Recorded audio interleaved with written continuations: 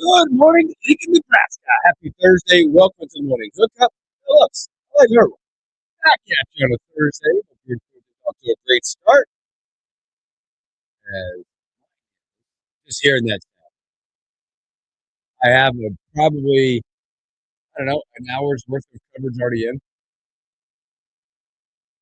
I'm one that always loves to catch the ceremonial shots. Woo! Watch out left today. Had a chance to check out on those, but everybody on the left-hand side of that wanted to catch the great Jack. Hit a tee shot, almost took one. You almost literally caught it. Boy, watch it. Yeah, that's also we'll talk Masters as we get through the day. We'll talk more Husker basketball portal talk. More thoughts on yesterday's news. More thoughts probably along the nature of the business that we're being caught up in, or that not us, but the programs are being caught up in. I also want to talk about, I know we talk a lot Nebraska, like Nebraska sports for the most part are here right now. They're on a huge high. Basketball, baseball, softball, volleyball, right? We talk a lot about their head coaches. I think there's something special at Nebraska right now, and it has to do with the assistants that are involved in these programs. I think you're onto something there. And I want to talk about that. I haven't wrote down football yet. Well, to be fair, I'm just saying when you look at football over the last couple of years, you don't think of the special seasons that you've seen with basketball and volleyball and baseball and softball. But I think there's something to be said about that next level. And we'll get into that. We're going to get into that about I wrote down programs. And there's more than this list. But these are the ones I wrote. I wrote 3 down and put a couple assistants beside that program. And the nature of what's happening with those guys and gals running, I would say running the programs. Head coaches are there. They have a major part. Don't get it twisted. I'm not saying they don't. But we talk about Fred, Amy Williams, DKB, Will Bolt, right? We talk about those guys. But there's more. There's other layers that I want to get into. And then we'll wrap it up and we'll bring it to football. Do we have to? No, yes, we do, because I think that's part of this whole thing. We'll also do this day in sports. Stories we missed and a whole lot more. We got to talk about my Rockies today. And your Rockies. We do. We're going to go around longest win streak in the MLB. We're going to go around the diamond today. Who could have seen it happening? I'm planning out the World Series parade already. I think it's perfect. I'm getting out there. We have keywords today again. What you should do is, if I were you, I would utilize the first keyword from what you just said. The first keyword is photo. Take a photo of what you're looking at. PHOTO. Maybe the Rockies are just maybe we were underselling them all off season long. Take a photo of what you just witnessed. They hired that guy from Moneyball. You know? Yeah. And maybe they're just playing Moneyball this year. They didn't. It wasn't that long ago that they hired him. Yeah. But what's the guy's name? Jonah Hill played in Moneyball. Oh gosh, and you can drawing a blank. Look it up. I'll pull this up. By the way, Jonah Hill played that. He played that role so good. Paul DePodesta, whatever. He's the director of baseball operations. So that's who they hired. Sorry, president of baseball operations. So photo, PHOTO. Text that word to 402-258-2800. 402-258-2800. Chance to win $1,000. Why not? So we'll get into all that. Masters, by the way, I've been watching just a little bit. They're just getting on the golf course. I got the app up, or I got whatever I got going up. Currently right now, boy, some guys are playing this thing okay early. How about one Jose Maria Olazabal? 200 par. Well done. Well done. 200 through 7. Sam Burns, 200 through 3. Which is big. Because it was birdie 1 and 2. Yes. I think when you see people 200 through 3, usually it's 2 and 3. But to start off birdie, I don't know. That's big time. To me, though, I look in bowling league, whenever you get up there in your warm-up throws before the game starts, you know, and that's essentially what the front nine of day one is you're warming yourself up for the rest of the tournament. Like, you don't win a Masters right now, but you can lose a Masters. Oh, you can be gone. You can lose a Masters in the front nine on Thursday. Yes. You're never going to win the Masters in the front nine on Thursday. No. So it's kind of about warming up. You don't want to be taking too many risks. Front nine, it's kind of like you're getting the warm-up, you're getting settled in. Well, this isn't... To me, whenever I go to bowling league and you have a 10-minute warm-up period. Now, I'm not playing at the Masters, but I think there's something to be said about this. Oh, he eagled number 2. Excuse me. That's even... Wow. Burnsy got... Yeah, I'm looking. I got the board up now. Birdie, eagled 2. Home at 1 under. Kitayama 1 under through 4. Yeah, it's... Still, whenever that first or that second throw at bowling league during the warm-ups is a strike, you know it's going to be a long night. You don't want that early. That means before you're warm, you're throwing strikes, which means once you warm up, it's all going to fall apart. You feel like that when you go to the range. I feel like that when I'm on the range for a round of golf. You don't want your first few to be good. Boy, stripe show. Oh, baby. I'm going to shoot 112. Yeah, because if you're striping them whenever you're cold and you're not loose, what happens whenever you warm up and you get loose? I'm hoping for the worst range session ever. At least for the first 5-10 balls. Or do you get done in that last one? You hit, oh, I'm done. I can't hit another one. I was good. Yeah. Need to have good positive swing thoughts headed to the first tee box. But they're off and running on the golf course. It's at Olazabal 2 under, Burns 2 under, Homa 1 under through 8. He just birdied number 8.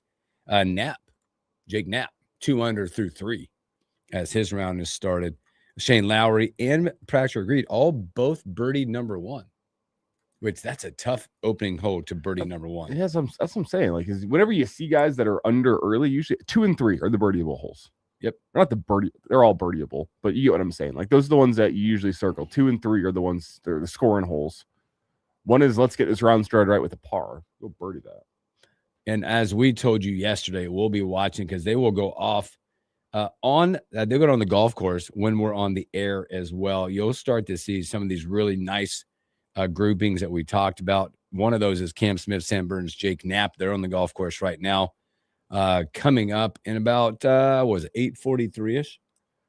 They're on the golf course. And we have Bryson's on number 1 right now. Yeah, they're out there. Dustin John, Shane Lowry, Jason Day, Patrick Reed. They're on the golf course. Bryson, you said him and Fitzpatrick and Xander Schauffele. This is a really good morning session coming up with Hideki Matsuyama, Morikawa, Henley, and then the defending champion at 9:31 local time. Roy McIlroy and Cam Young will get their Masters started. So there's a lot, but there's really good afternoon groupings.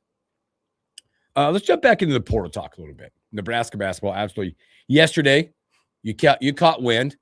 Fan base, as you now go through these emotions, you're learning that this was not a surprise within the program.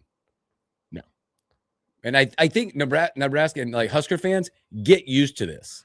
For those that casually, and I think there's fewer people out there that casually follow Nebraska basketball.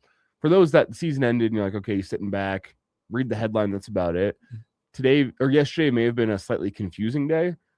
For those that keep their ear to the ground and get some inklings of what's going on behind the scenes, I think yesterday was an exciting day. Yes. I stepped back as a fan first and went, man, whoa.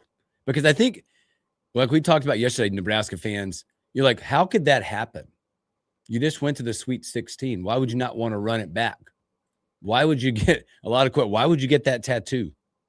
Right? Oh man, look at our core. I think that's the natural thought. Then as you start to unpeel it, we are navigating a P&L. We're navigating a business, folks. Right? We're navigating the next step for Nebraska basketball, whether it be a negotiation. You're running a business. You got a pool of money, whether it be retention or new, a portal, right? And it came down to it of ROI, value. This across the country, what you feel your value is and what the budget says your value is, okay? And when those two don't come together, these things happen. Mm-hmm. Well, think about, you have to compare modern college athletics where it is right now to like professional sports. I think of those teams that go and win an NBA title, or there's teams that go and win a Super Bowl. I know Nebraska didn't win any titles this year, but you kind of get what I'm saying. After a great season such as that, think about like Super Bowl rosters. You almost never get the starting 22 back. No, it's as simple as that. Because in order to go win a Super Bowl, that means guys have to go out and outplay what their contract is showing. Simple. Like Kenneth Walker from the Seahawks this year. He was a key part of their Super Bowl run. Yep. The valuation of Kenneth Walker outside Seattle was different than the valuation inside Seattle. Yep, absolutely. So he goes off to the Chiefs. You look at, I mean, to go way back here, think about how important Wes Welker was to some Patriot Super Bowl teams. Not the same in the other 31. Wes Welker goes off and signs, I think it was the Denver Broncos first and foremost, because they had a different valuation. They bring in Peyton Manning, and they really need a slot wide receiver for Peyton's offense to work. And the Patriots sat back and said, to us, Wes Welker's not worth that much. We can go find a guy in the draft. And they did. They went and found Julian Edelman. Went and found a guy who fit that role just fine at a cheaper rookie contract rate. You kind of have to look at that with college sports now. There is going to be valuations for Nebraska basketball players. And you look at Burke, the valuation for him from what him and his team think he can get on the open market is different than the valuation Nebraska had internally for him for his role within this Husker basketball team. So you have to make some hard decisions and say, you have to put, I mean, Berke, lovable. Personality-wise, guys in the team loved him. Fans loved him. You loved the effort that he played with, doing the dirty work for this Nebraska basketball team, doing the little things, setting screens, playing defense. Like, but at the end of the day, whenever you're evaluating a guy, you kind of have to put that to the side and say, what does he actually bring us production-wise on the floor? And how can I get better? And how can you get better with the money that you have? How can I get better at a better value? Yes. Is what I believe this. That's what yesterday morning was. Yes. And this was nothing to do with them not wanting or Burke not wanting to be at Nebraska. This was about perceived value and how Nebraska, their GM and staff allocated dollars. Because I started talking to my kids about this last night. They're like, well, I'm like, well, here's the deal. Let's hypothetically work through this together. Let's say Burke wanted $1 million, or his team, not Burke, but that group won $1 million. Let's say Nebraska said, 700 or whatever. Just didn't work out. Now you got 700 in your hand, right? I can take that and maybe turn it into two pieces, or a $500,000 piece, then allocate $200,000 more to the point guard bucket or the big man bucket, or the raise that Price Sanford's getting, whatever it may be. Whatever it may be. You're playing Moneyball every single season. That's it. That's what this was yesterday. And as yesterday went on, you started getting some inklings of what Nebraska has in mind for those that are keeping their ear to the ground. And there's a few guys that are starting to surface. There's a few guys that are starting to get predictions to Nebraska. Yeah, the two names that really stood out yesterday, one feels more like a Burke replacement because of the position he plays. Sam Orme from Belmont. Yep. He's a guy that was getting a lot of juice yesterday. Can shoot it a little bit. Can shoot it a lot of it. Belmont gives me the shakes because Carolina got Cade Tyson. Sorry. And he was, you know what, at Carolina. But then he went to Minnesota and was buckets. Yeah. I texted our good friend Justice Rhodey last night. And Justice said he thought Sam Orme would be a perfect fit for Nebraska for months now. He's been watching his film. He loves the game he brings. Slightly shorter than Rink, but kind of plays like Rink from that 4 or 5 spot. You'd think with the Burke departure yesterday, you have him kind of slotted in as a 4. He's got a little bit of that YMCA middle-aged dad style. I'm in. But he's more fluid, a little bit more athletic than Rink. Slightly smaller, staying 6'9". But the guy I think that can kind of play like Rink as a distributor, a point forward from the forward spot. So that was the first name you hear. Obviously, nothing's been signed yet. I don't think anything will be signed until you get to tomorrow, and guys can start flying in this weekend. Will be whenever you start getting names signed on the dotted line. So that's one name. The other one is Trevin Linhart, Utah Valley, former walk-on, got done with his 2-year Mormon mission. They kind of took a chance on him, and over the past 2 seasons, he's been running the point for him, playing exceptionally well. The one concern you have with him is his turnover number has been high, but sounds like you talk to people out there, the evaluation is that the offense that he was running didn't necessarily fit his game. He did the best with what he could and kind of carried a mid team. And you kind of project him up to be a guy that in a different offense at a higher level can go and perform even better than he did at a mid-major. Yep.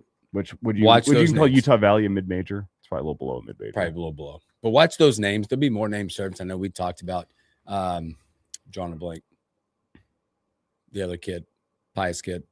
Trayson Anderson. Watch out for that. There's names surfacing. Well, that's a name that yesterday went on. I heard less about him. You wonder, and you talked about the fact that as you get into this weekend, you're going to have your plan A guys, and then you got to have some plan B guys. Oh, yeah. You wonder if Anderson's a plan B guy. Possibly. Because I know there's mutual interest there, but you didn't hear much about him yesterday. Whether that means it's something's there. The deal is done and they're on to other guys, or whether that means, hey, you're on to other guys, and if some of those deals fall through, you go back to Trace Anderson. I'm not quite sure. Not quite sure on that one. But Nebraska, I think fans have to understand this. I think Nebraska it's a unique situation that they're encountering based on the number of dollars they have. Nebraska's in that mode. They've got to balance the quantity-quality game, right? Because they can, hopefully for Nebraska, you're building depth. You can go get more and upgrade the quality with the pieces you got. Just maneuvering those dollars to make sense where it's the fit. I also asked my kids this yesterday because they were all, this. Is Nebraska one of the only places? And again, I'm a part of another fan base that it's sad and shocking because that's a kid that you love to root for kind of program. It's Nebraska, isn't it? Yep. Because I'm a part of that. Like growing up in North Carolina, being a Tar Heel fan, I tried to think back to go, man, who is one of those kids? I don't know. You don't have that feeling like it's the walk-on guys. You're like, man, that's a kid you could root for. Well, Nebraska fan bases overall, all the teams feel like they have one or two of those people. And I feel like North Carolina over the past 15, 20 years has a little bit more of a one and done culture. They have turned that. I think that's kind of where it comes from, is the fact that because at a place like North Carolina, you're used to watching a guy for 1 year, maybe two. Yeah. Whereas in a place like Nebraska, you're used to watching a guy for 4 so you love seasons. Them, you get to know them, and they're in the community. But I went back and I looked at my middle kid. And I go, you know what? As good as Tyler Hansborough was at Carolina, maybe it was in the rafters. I would never have said, man, that's a kid you just love to root for. He wasn't, because he knocked you out. So I'm like, look, and that goes back to I'm not saying don't, but hands off. Maybe back up just a little bit of how much you love these kids, because they're probably going to start, this trend will continue with them moving on to different places. One side is how much do you love these kids? The other side is how much do you trust Fred Hoiberg? There's a lot of trust for Fred Hoiberg here. And as you look back, is the Bear K loss tough? Yes. But think of his Husker career, especially with what we saw, not this past season, but the season before, his first season in Nebraska. Did he feel like a hand-in-glove fit for Fred Hoiberg's offense? At time, it felt like he was in stark contrast to what Fred Hoiberg wanted his offense to play as. He changed his game this year, really embraced the role that he needed to play this year, which hats off to him, kind of pun intended, with how much he loved wearing the Herbie hat. But hats off to him for kind of embracing the role they had in place for him. But I think you can sit there and see what Burke does well and what Burke wants to do well and say it didn't necessarily fit with the Fred Hoiberg offense. Can you find a 4 that fits in with the Fred Hoiberg offense? Yep. We talked with T about this yesterday. I do think from some of the names you're hearing, you are trying to find a group of 5 that fits hand in glove with what Fred Hoiberg does offensively. As good as this team was, I don't think Fred Hoiberg is the type of coach that wants to be defense first. That's what carried them this year. They were a great defense first team, but I think Fred Hoiberg wants to improve on the offensive end looking at next season. I think he wants guys 1 through 5 that are all threats to shoot it because of what it does with your floor space. Yep. If there's a guy to sag off on in that starting 5 last year, it was Barricay. Yeah. You'd let him jack it up. I get a really good text yesterday that said it was about the money, blah, blah, but it was, he's good at this, he's good at this, he's good at that, but he was never great at anything. That was Barricay. Jack of all trades. Well, I think that's because he embraced his role. Yes. And maybe that's a kid that maybe wants more, whatever the case is. So, but let's do that. Can you find a guy who is built for the role that Fred Hoiberg has for a 4 in the offense? Yes. It's a question. Let's take a break because we're going to elevate this conversation for what you just said. Do you trust the Nebraska programs? And let's talk about their assistant coaches when you talk about trust and stability and what that means to what's going on in some of these programs that are huge, highly successful right now. Let's talk about that a whole lot more when we return.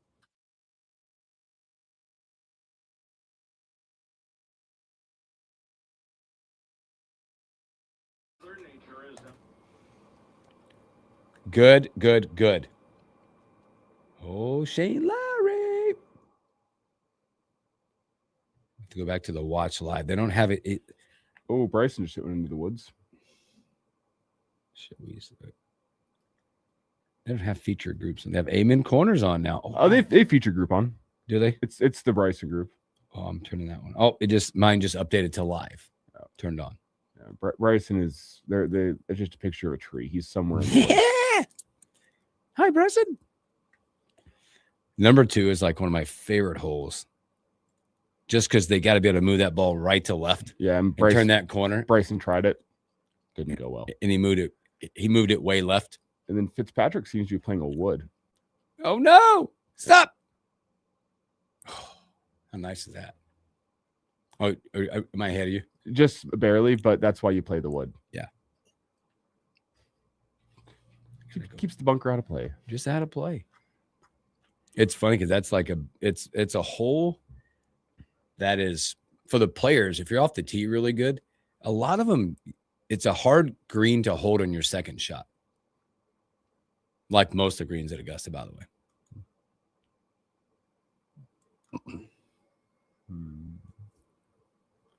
Look at that thing. That is a bomb. Did he turn it enough? Oh, look at that shot by Schauffele. That's turning the corner right there. Drawing the ball is a lost start right now. I can't do it. That's why lefties come out and perform well at the Masters. The course is kind of built for them. Supposed to hit a draw, you can keep it in your fade. The more and more I've read and like leading up to the Masters, Bryson has gone back to the villain in golf almost already. After the stories from last year when him and Rory are about now apparently they're rivals. Going back to the story about where Bryson wanted to flip a tee to see who putts first. Yeah, it's like the biggest tournament in our lives. It's the Masters. We're not a Saturday morning round with your buddies. Who does that? That's going back to the Bro DeChambeau persona. We'll flip for it. No, either we'll get a rules expert in here. No, I'm out. I think I'm out. The par 5-2 is playing 4.75, half stroke below. Yeah, coming back. All right.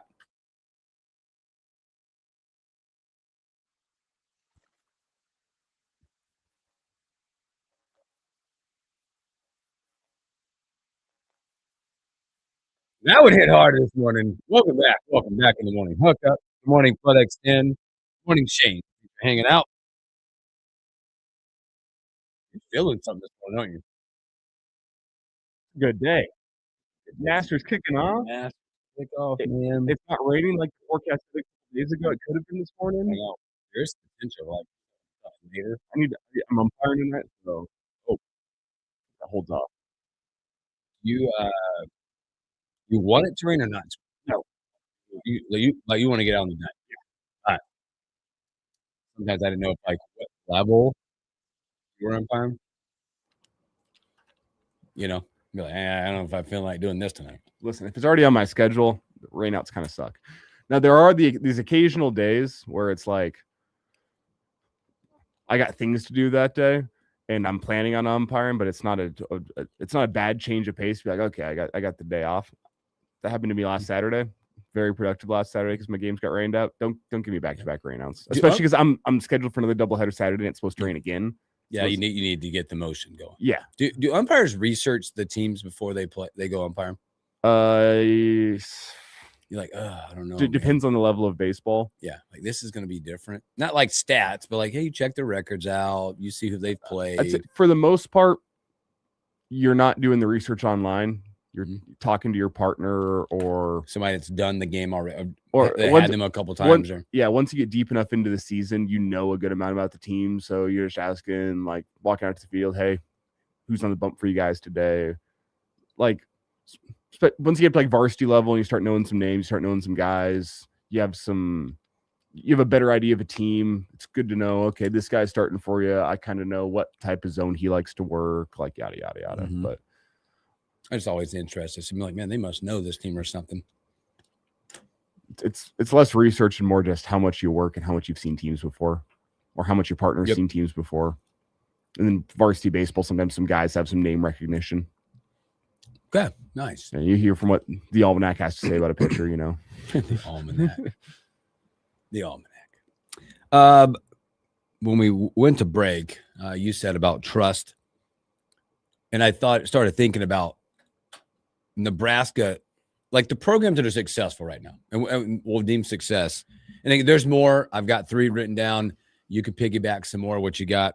I looked at volleyball, baseball, men's basketball. I put those 3. Softball. Talk softball.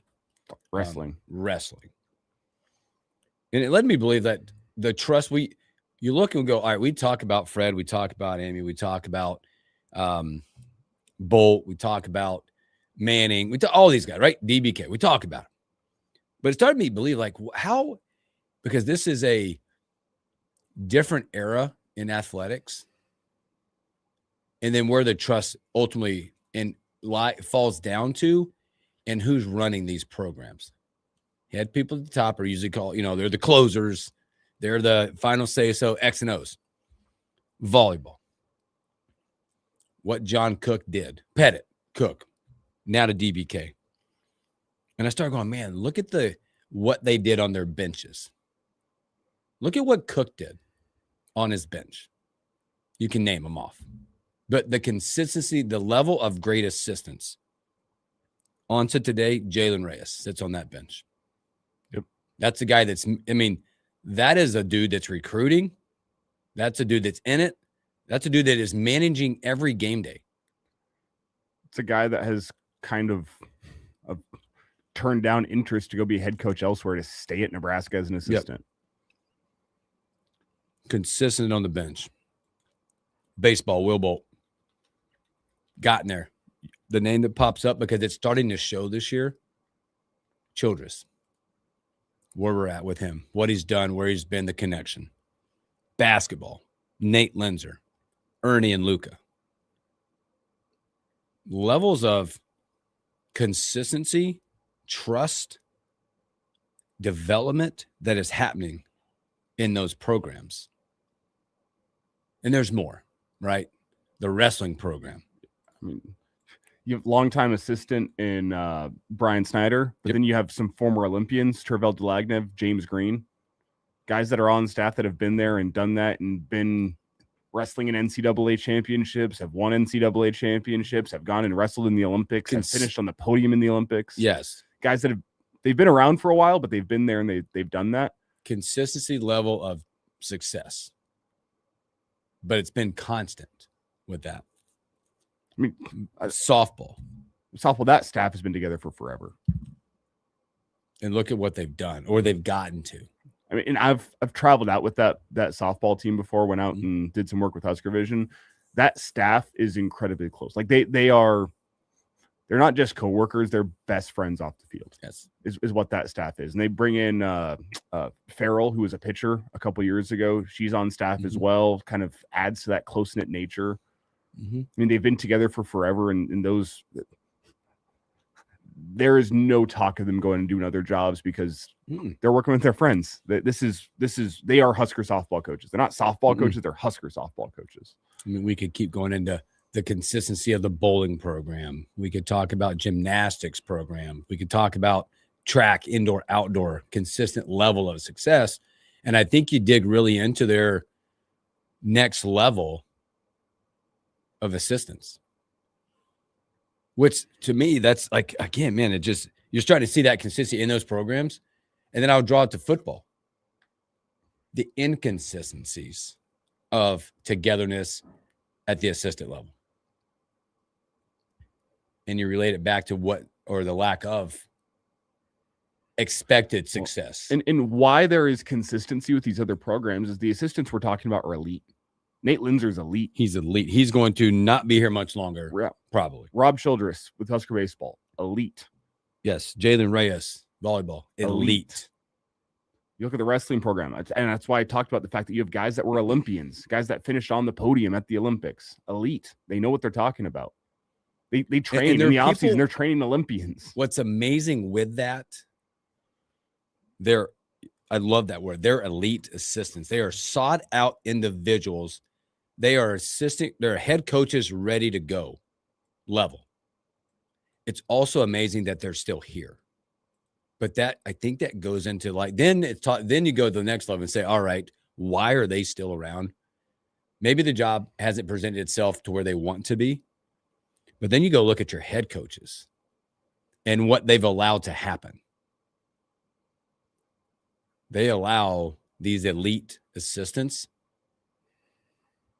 to develop and help and recruit the program. Ultimately, some of you out there can say, yeah, the head coaches are the faces, but they're allowing their assistants to be part of that face of the program. So you think volleyball? I ultimately think Jalen Reyes almost. But these are they're elite. And then on the football side, we have not been elite on that side. Well, it's what you were hoping Dana Holgerson would be. And could he be? With a different style of offense upcoming this year, it's possible. You have consistency with them as well. Yes. There's got to be the word that pops in my is cohesiveness as well. Right? I think I started thinking about football because I was like, man, why? What's the rhyme or reason? Right? Head coaches, elite assistants, culture in the program, facilities, dollars. And then go football, yeah, dollars there, facilities there, but cohesiveness. This might be the first opportunity we get to see that on the defensive side of the football. And it's kind of why I mentioned the volleyball staff, how close they are behind the scenes. You hear tales from behind the scenes of football where it's offensive staffs barely meeting throughout the week because they can't stand each other. Defensive assistants that don't trust their defensive coordinator. Not a way to live. I mean, in fighting, you have assistant coaches talking trash on headset during games. Yeah, dude, I have personally watched 1, 2, 3 of these programs out and about together in a non-working environment, sitting together all at one table, sharing stories and hanging out in a pool. At a table, you're like, man, look at the level of cohesiveness that's happening at these programs, which instantly gets you, it helps develop success. It helps develop trust. So then when you're going out to recruit, they're all speaking the same message. And it's a continued level of commitment and success that's happening at these programs. Just one of the missing pieces, I think football is like, and then tried to think back the last time football had that cohesiveness, units working together. Probably back to the Bo years. That's where you got to go. And that's the last time there's been, I would call it some expected success back in those days. Because the Nebraska football turnover and churn has been an unprecedented. That also goes back to the times when the Nebraska administration was going through the same crap, which worked its way all the way into different programs. It was just an interesting thought. I think, man, look at these assistants that these programs have. and the way they develop help. It's elite assistants that are getting elite success over the time. Fred got there. Can he continue that? All the things say yes, but based on who is sitting on the bench with him. Yeah, he's got continuity there. Volleyball. It's been there for how many years now? I know people are like, well, they haven't won the champion. I don't care. I'm just about like, look at the instant level of success that's happening that was developed from Pettit to Cook to then it goes to that bench. Baseball. They had success. Yeah. They've won a couple of tournament championships. I'm going to call that success. And now look at the year they're having this year. Is it over yet? No, there's a long way to go. But there's been work put into it with consistent assistant, elite assistants. And to add to this, it was, 4 seasons ago where you made the move from Silva to Childress? Mm-hmm. And now consistency with Childress. There were some years where the pitching wasn't great. No. But consistency of letting Childress work with these guys and build a pitching staff that was in line with what he wanted, and you're reaping the results this year. This is the best starting pitching Nebraska's had, I think, in the Will Bolt era. Oh, it's because of the consistency. These guys have had the chance of over multiple years to work with a guy that we knew coming in was an elite pitching coach in Rob Childress. He had made College World Series. He had developed first-round picks. You give him a chance to work, give him a couple years of consistency, of continuity, go work with the guys, and you're reaping the results this year. And then elite players want to go work with elite coaches. I've said this in the business world a lot, and I tell my kids this. A's want to work with A's, right? A's don't want to work with D's. You get A's on your staff, you get A's at the top, A's will come. Yeah, C's and D's don't want to work with A's either. No, they don't want to work. That's a different level of expectation. Time out. Yeah. Why are you doing that? But those programs, again, we're missing some too. Okay, I'm trying to throw them all in there, but it just wrapped up. Say those programs have a formula from eliteness to have elite assistants. And that's just a piece to like look at, because I started thinking about, because like look at the level of, and again, it's probably 1 year, but like look at the level of success at programs at Nebraska. You might go back and go, this is one of the, minus football, right? I'm sorry, that's what it is. This might be one of the elite years of success at Nebraska as a whole. Think about how many programs are over 500. I don't think you have to go any further than that. I mean, like the deemed success of where these programs were this year: bowling, a regional again, right? Final, the gymnastics, elite finishes, wrestling, elite finished, third? Mm-hmm. Basketball, Sweet 16. Amy, they got back in the dance again. Volleyball, huge. I mean, it's incredible. Well, and speaking to kind of the successes, is the Husker women's basketball team making the NCAA tournament, but losing I guess they won the play-in game, but losing their first real game in the tournament kind of felt like a letdown with what the expectations were this season. A lot of programs, a lot of years with Husker basketball, even the women's side, you're looking at that and you're going, okay, it's a win. Yep. You made the tournament. That's a win. There's a level of expectation, a level of success around Husker athletics right now with all sports not named football. Yep. So just thoughts as we were talking about that, because I'm like, man, there's so many contributing factors, but I think sometimes we elude that one and go and miss it. And then I think if you go, probably could do the same exercise at other successful programs right now. And you'll deem and go, wow, look at that basketball program and what they've done based on look who's on their bench still. Long-standing success. And like sustained success, like look at Michigan State. Tom Izzo, long sustained success. I guarantee you, don't know, but those assistants over there are elite, and they've been there for a long time. So good stuff. All right, let's take another break. There's some Masters update. There's a former champion that is off and rolling right now. Let's take a break. We'll come back, talk Masters in this day in sports.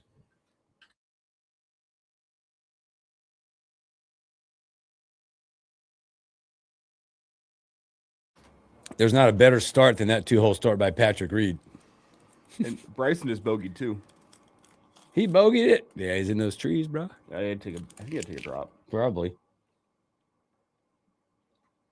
I'm going to go back to watch live.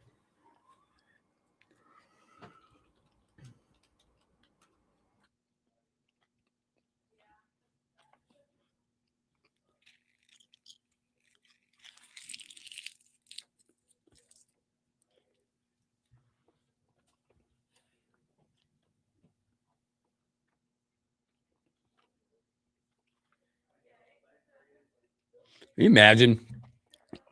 I would never have this opportunity, but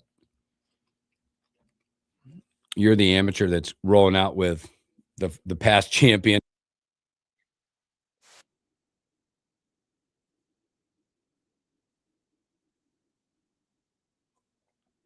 Hey, by the way, Rook, you're playing with Cam Young and Rory McIlroy in your first appearance at the Masters.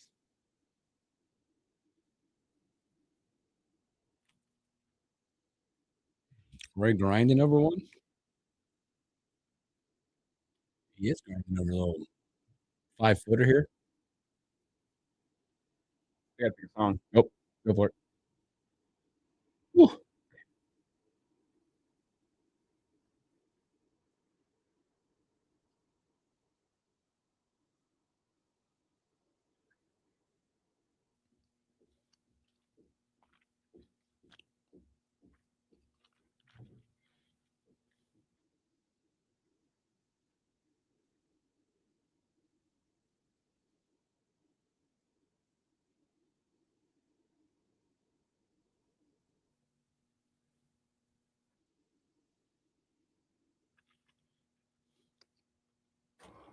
Let's ride. That's right.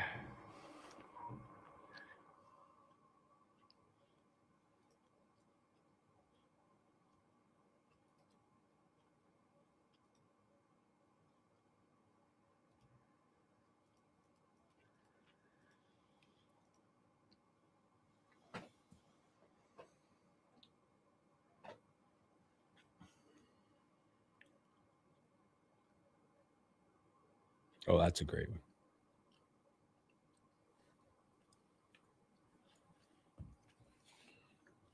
Pick me up.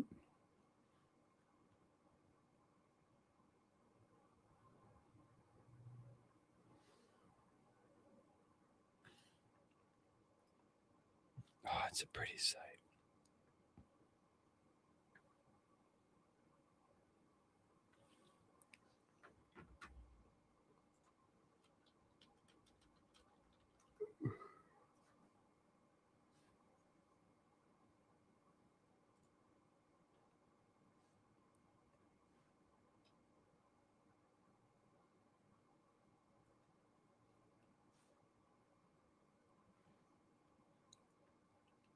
Well,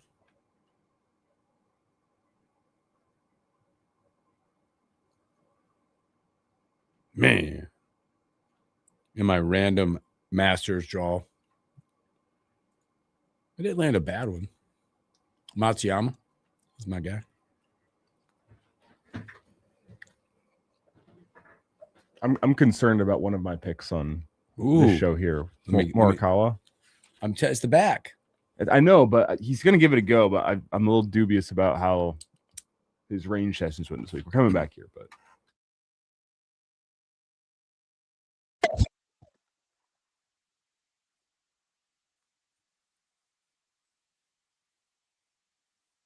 Welcome back to the morning hookup. Masters update. Roy, a former champ and former live golfer who's making his way back to the PGA probably later this year on Patrick Reed. How about this start? How about Birdie Eagle start? That's a good start. Again, Hooksy in the Masters on Thursday. Nope. But it's fun to get started that way. There's one that grows confident. Also, I feel like it's that kind of game. Once you get in that swing spot, it's hard to get out of it, right? It's like 3-point shooter. Yeah. Pitching, 3-point shooter. Once you have that stroke, woo! Like it's kind of like an outer body experience. I love this. You ever watch have the leaderboard up on the masters.com or the app? It does, if you catch it right, it shows you like the old scoreboard where it flips and it puts the number back up. Patrick Reed pars number 3. Home is still at 1 under. Boy, there's a lot of guys in the golf world. Akshay, he is under par now. Schauffele, he birdied number 2. Shane Lowry, oh boy, he was 2 under. He made a poo-poo at number 4. He doubled. He's back to even. He must have gone the wrong side of that thing. There are people. Bryson, you mentioned Bryson. He made bogey on 2, which is a bad bogey for a guy like that. They ripped it into the trees with his tee shot and had to take a drop. There are people, some guys not having too much fun yet. Pottinger, like the young and up and coming star. Oh, you see that blade on that shot? Watch out. One of us. Him and Ortiz, by the way, he went, my goodness, this is where this is when the opposite side of this, when you can't stop doing things wrong. He doubled number 1, bogeyed 5, bogeyed 6, doubled 7, and doubled 8. He's 8 over par through 9. Yeah, he just shot 44 in the front. Yeah, you can definitely miss the cut on the front 9 at Augusta on Thursday. Bye-bye. I think he's just done that. Yeah, I'm pretty sure he is done. The bladed shot though over the green, get a short-sided pin. Yeah. And straight over the green. I'm like, I have done that so many times. It's great to see a pro do it too. I love all of those because you're like, oh, that's so relatable. I've been there, man. Been there. It's all right, bro. I've also 4-putted. Good job. It's funny because in those moments, I feel like I actually have like better advice than a pro. Like I'm like, hey, once you blade that, just putt it wherever you're at. Just putt that next shot. I did that yesterday.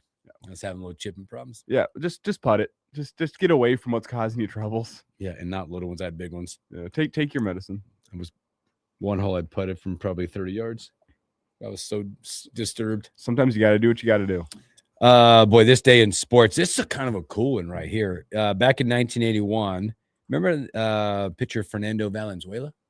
Name sounds familiar. Ooh, he made his major league debut in 1981 due to pitching staff injuries. Okay. They had injuries, so he had to start. He beat the Astros 2-0. He went on to win both Rookie of the Year and the Cy Young that year. Just got to start based on people being hurt. Moved on and won it. How about on this day in 1912, the first ever game played at Fenway Park? What? It was the Boston Red Sox. You know who they played? No. The University of Harvard. Harvard. Yeah. It's an exhibition game. Never have known that. April 9th, 1912. Wow. 1989. Sounds weird, but in 1989, New York Yankee outfitter Ricky Henderson stole his 800th career base. A record, stolen base record that will never, it will never be broken.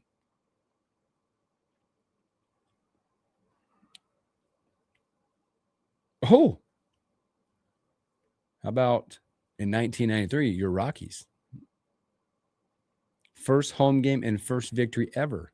11-4 against the Montreal Expos. Do you know where they played that game? Nope. Mile High. Well, they did. I did not know that. Home of the Broncos. They had the entire, it would have been the visiting sideline, actually was built on top of water so they could move it back and play baseball games. Oh, I did not know. Yeah. The old Mile High. Let's see. This is let me go back. I just missed this. I had this. Is kind of funny. Where'd it go? Kind of speaks to where the world has gone. Where'd it go? It was way back. It's 1941.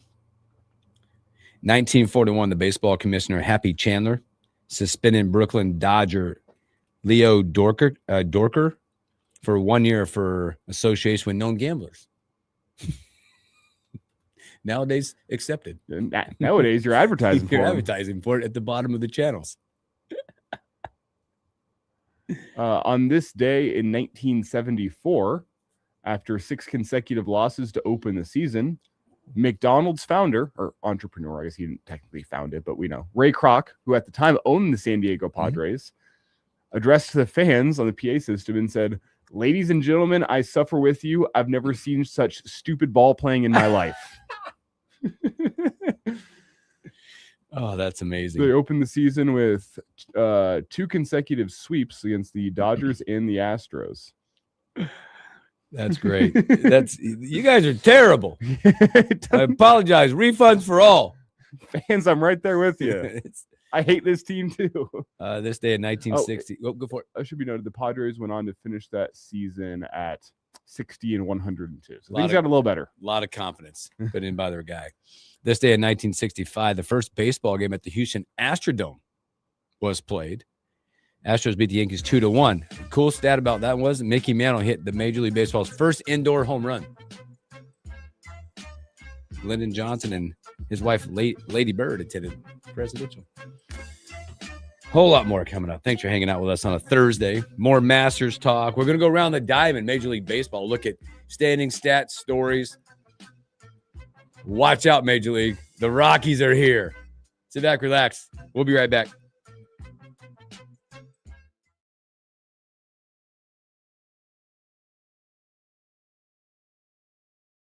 Why'd I go to the doctor? Working on the farm, my heart kept skipping a beat. I didn't think much of it, but my daughters made me get checked out. Turns out I have atrial fibrillation, which increases the risk of stroke about 5 times. Symptoms like irregular heartbeat, heart racing, chest pain, shortness of breath, fatigue, or lightheadedness can come and go. But if it's AFib, the risk of stroke remains. If you have symptoms, contact a doctor. I'm so glad I did.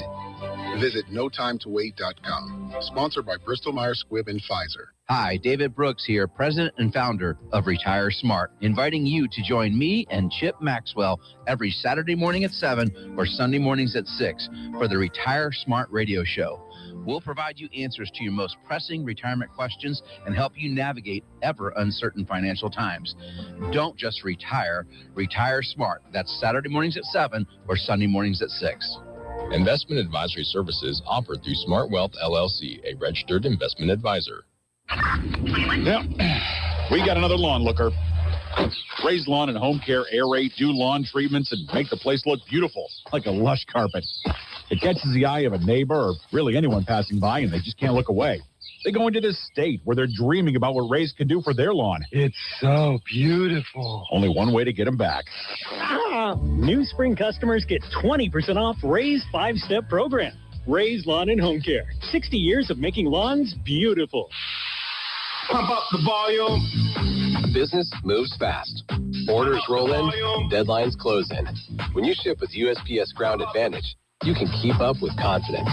Every package stays in our secure network from dock to door.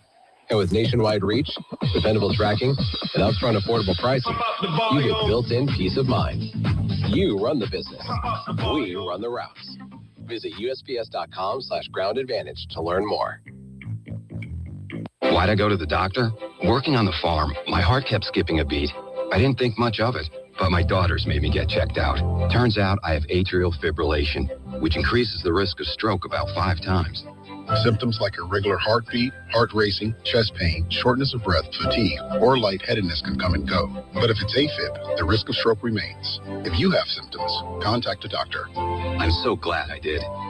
Visit notimetowait.com. Sponsored by Bristol-Myers Squibb and Pfizer. Get the home comfort you need now with flexible financing options for tomorrow. Ask Wellman Heating and Air Conditioning about Carrier Cool Cash incentives up to $1,700 and 0% financing. Contact Wellman to see how a new Carrier high-efficiency system may be the right solution for your home. Call Wellman Heating and Air Conditioning. Carrier offers and rebates will vary. See Wellman for details.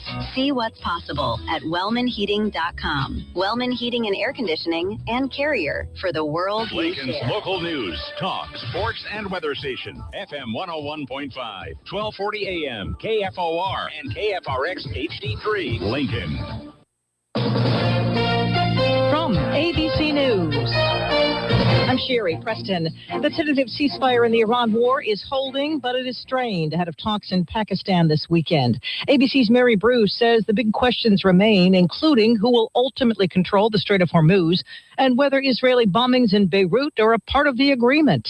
The point of contention: ongoing Israeli strikes against Hezbollah targets in Lebanon. Iran accusing the U.S. of going back on what they claim is a key element of the ceasefire, that Israel stopped these strikes and refusing to reopen the strait. On social media, Iran's foreign minister writing, "The world sees the massacres in Lebanon. The ball is in the U.S. court, and the world is watching." ABC's Ian Pannell is in Tel Aviv. Iran now threatening it'll retaliate if attacks on Lebanon don't stop. But Hezbollah also striking here in Israel today with multiple rockets. And Prime Minister Netanyahu insisting his country must be able to defend itself. But despite the ongoing tension, talks between the U.S. and Iran are still expected in coming days. The price of oil trading in the U.S. back up over $100 a barrel, and the Dow is down more than 100 points. We did get some other new numbers on the economy today, including a key inflation gauge. The Fed's preferred measure of inflation came out this morning, and it showed prices are up 2.8% in February compared to a year ago. That is higher than the Federal Reserve wants it to be. The Fed is targeting a 2% inflation rate. ABC's Elizabeth Schulze. Also today, we learned the U.S. economy grew only at a sluggish 0.5% in the final quarter of last year, slowed by the 43-day government shutdown. The U.S. Postal Service says it will temporarily suspend employer payments into a federal pension program amid a severe financial crisis.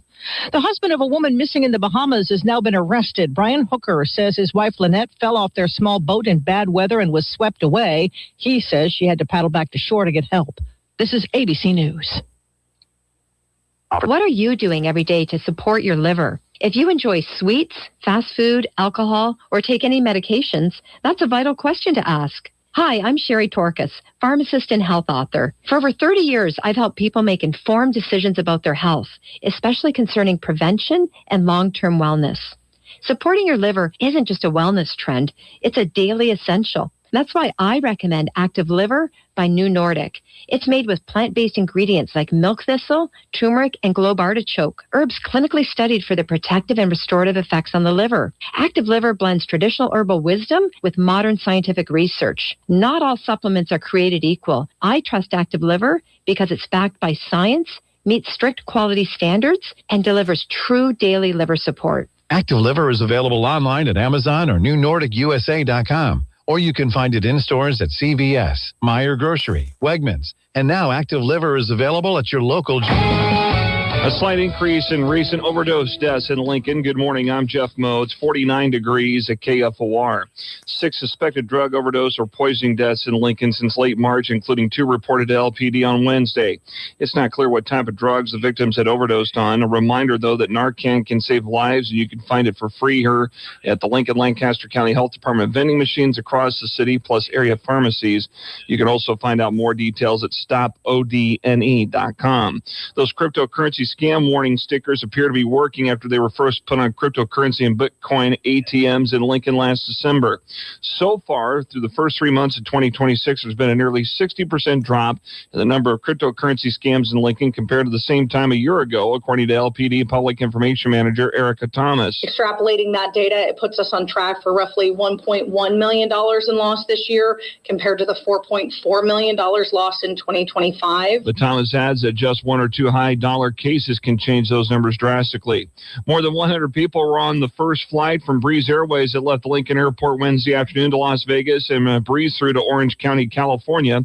Vanessa Emlich is on the Lincoln Airport Authority board, and she took the flight to Vegas. Been on the flight to Orlando. I went in January, loved the experience, and so I'm just really excited that there's more destinations for Lincoln. Hannah Johnson, who has missed Lincoln, told KFOR News that she's excited to have air service from Lincoln out to the West Coast. I didn't realize how big of a deal it was to have a direct flight from such a small airport to such a big airport in a big city. National City Rachel Mark, who's in charge of here with Lincoln Airport, this impacts the entire city far bigger than just really cool. The Lincoln to Las Vegas and Orange County flight will run on Wednesdays and Saturdays. This afternoon, partly sunny with a good chance of showers and thunderstorms and a high of 61. I'm Jeff Motes, KFOR News. Your chance at winning $1,000 is happening right now at Lincoln's KFOR. Just enter this winning word by texting it to 402-258-2800 and you could be our next 1K a day winner. Here is this hour's winning word. Share. That's share. S-H-A-R-E, share. Now text that word to 402-258-2800 for your chance at $1,000 from Lincoln's KFOR. When you decide to buy new flooring, you want it installed right away. Hi, Steve Carper from O Street Carpet. With our huge in-stock supply of carpet, tile, and vinyl, wood, and laminate flooring. You buy today and we'll install it right away. While other stores don't deliver that kind of service, we do. In fact, if you'd have purchased your flooring... This is the Morning Hookup on KFOR.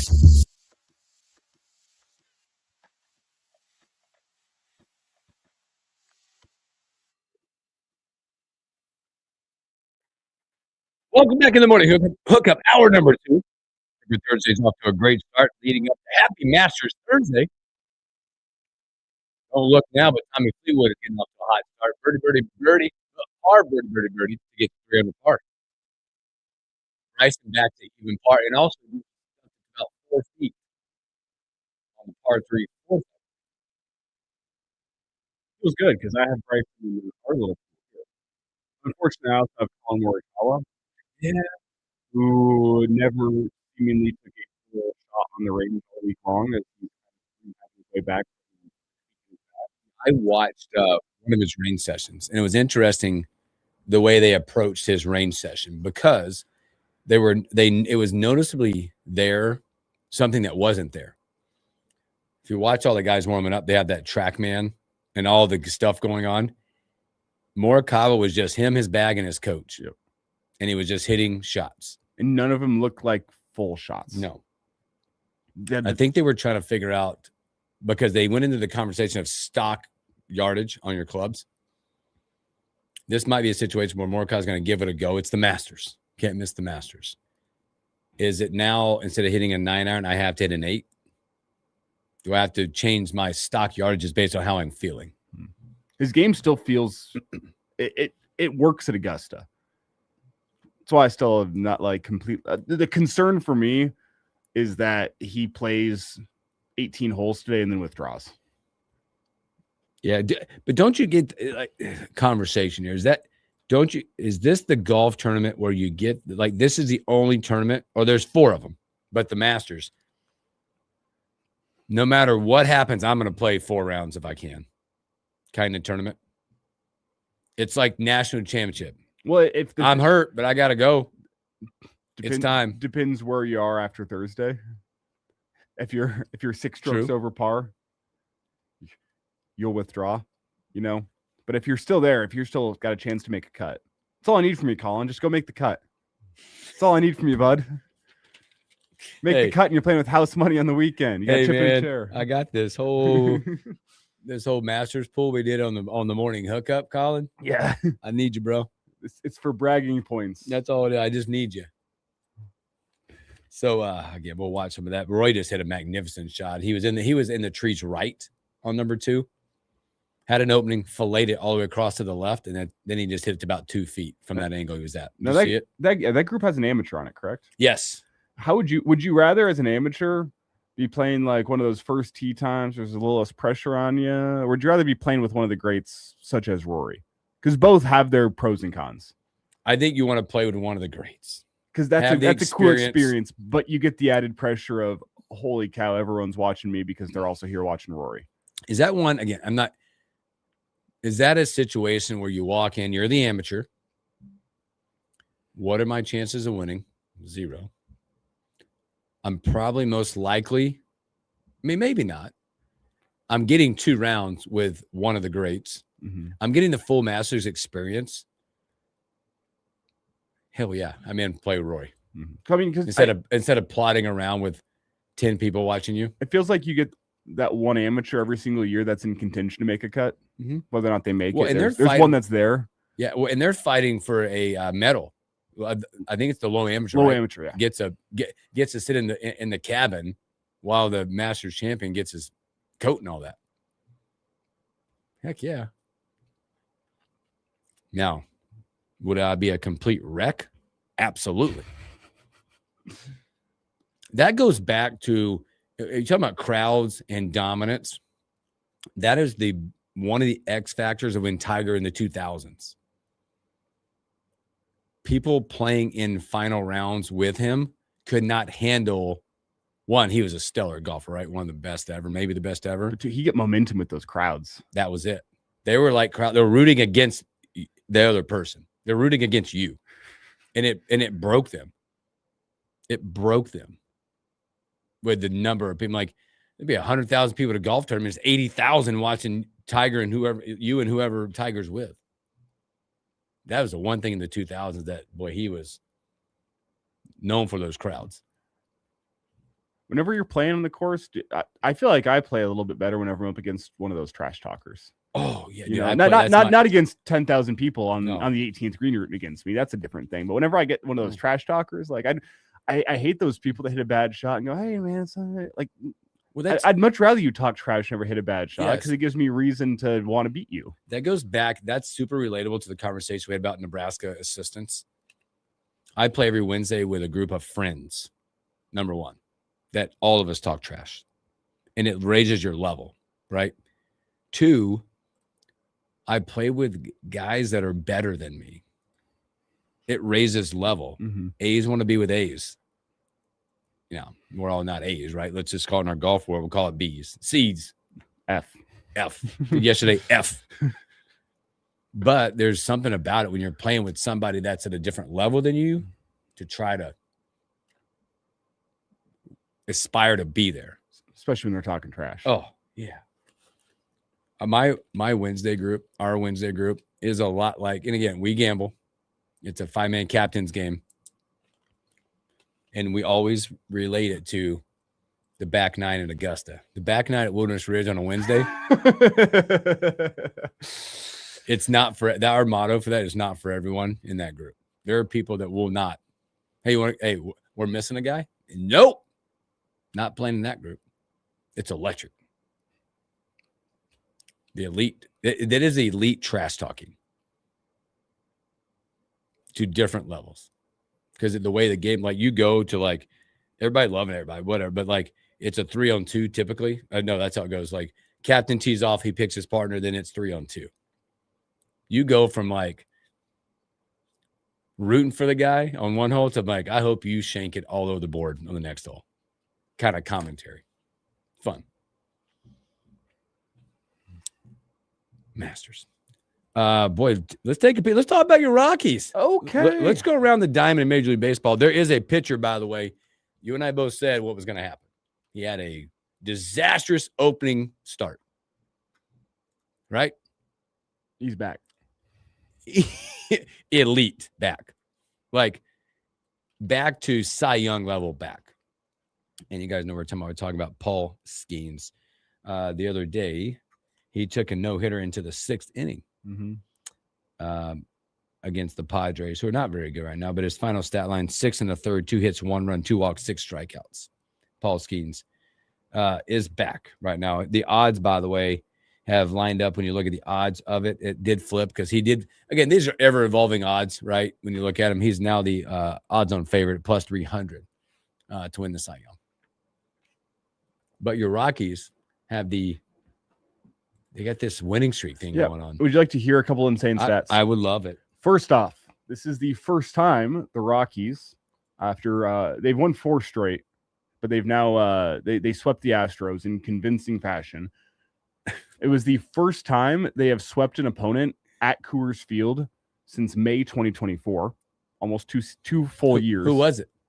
I believe it was the Marlins. Who was the poor souls that went to Coors and got? I believe it was the Marlins. This is also the first time since May 2022 when the Rockies have been at least 500 after playing 12 games. Yeah. Take that. Whenever I talk trash about the Rockies, there's good reason. First time in 4 years. They've been above 500 12 games into a year. Hey, San Francisco, how's it feel down there? At 5-8. Yeah.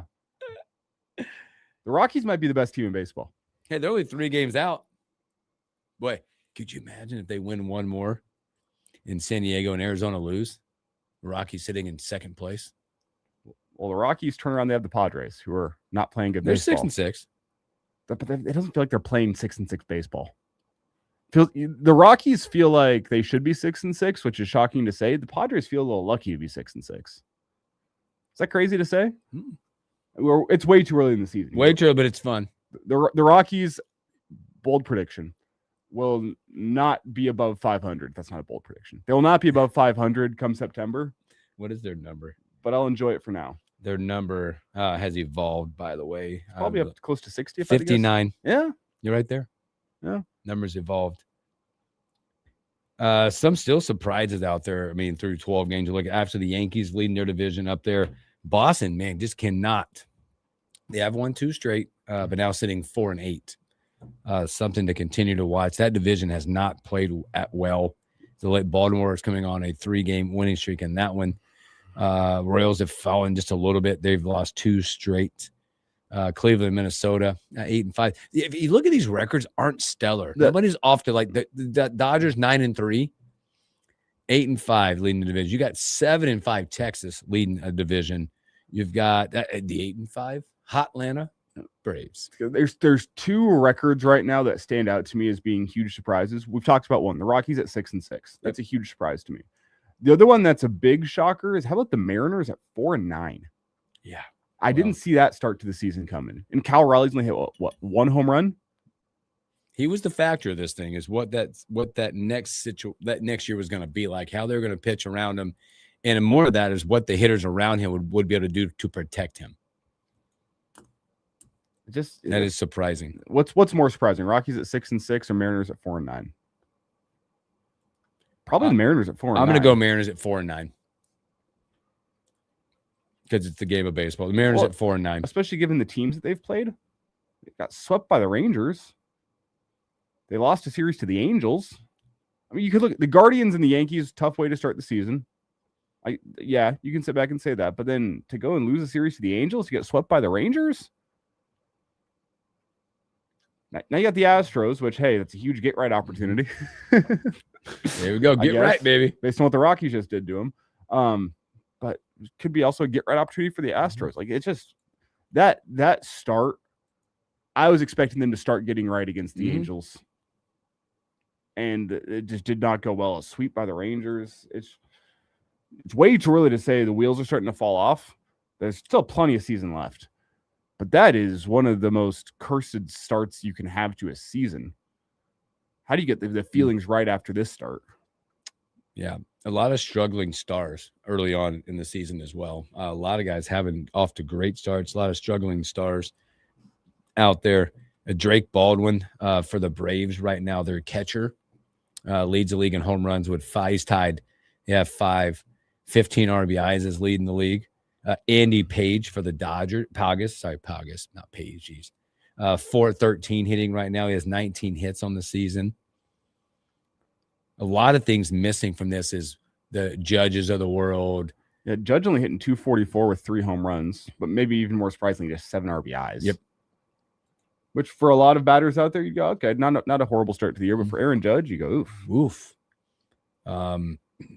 You see a lot of guys out there in the essence of pitching dominance right now with some guys.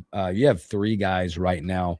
Again, early season won't change. Bryce Elder, Shohei Ohtani, and Rodriguez of the Arizona, 0 ERA. Wow. There are probably a couple of starts for both those. So, oh boy. So there's a lot of stories again in Major League Baseball right now. But I think a lot of it goes to like those 2 records you talked about. And nobody really, again, it's early, 12 games out, but only one team, obviously it's the Dodgers, that look to be dominant at 9-3. That's without Mookie Betts as well, who's on the injured list. Still early though. It's early, but it's so much fun to watch, especially with your Rockies. I'm geeked. Did you see the fans all going shirtless yesterday? No. Remember the Oklahoma State? Was it the spin? They were doing it in the Rockies? Where all the fans just show up to some random section and go take the tarps off and go spin them above the head. Let's go like a helicopter. Happened at a Rockies game yesterday. And I've said this for a while. Denver, Colorado has deserved better than what the Rockies have given them.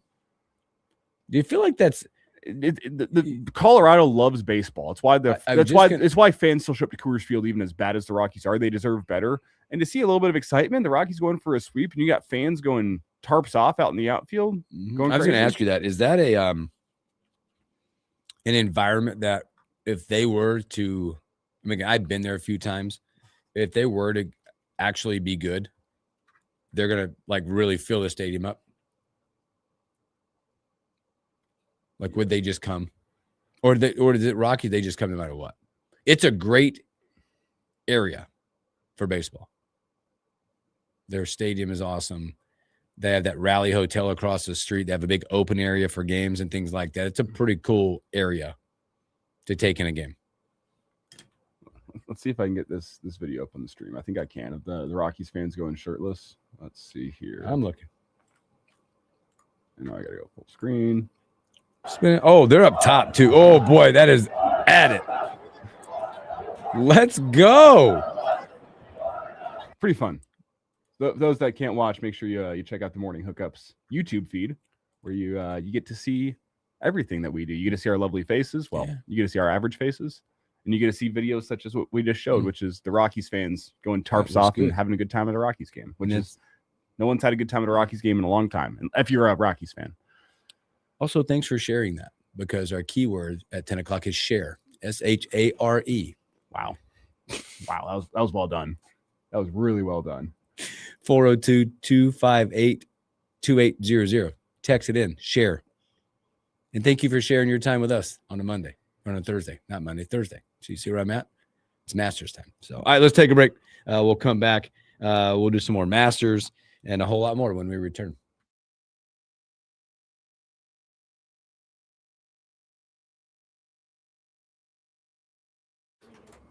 Yeah, it's about that time in the show. I don't know what we're talking about next. I know. I just went. I got it. We'll figure it out.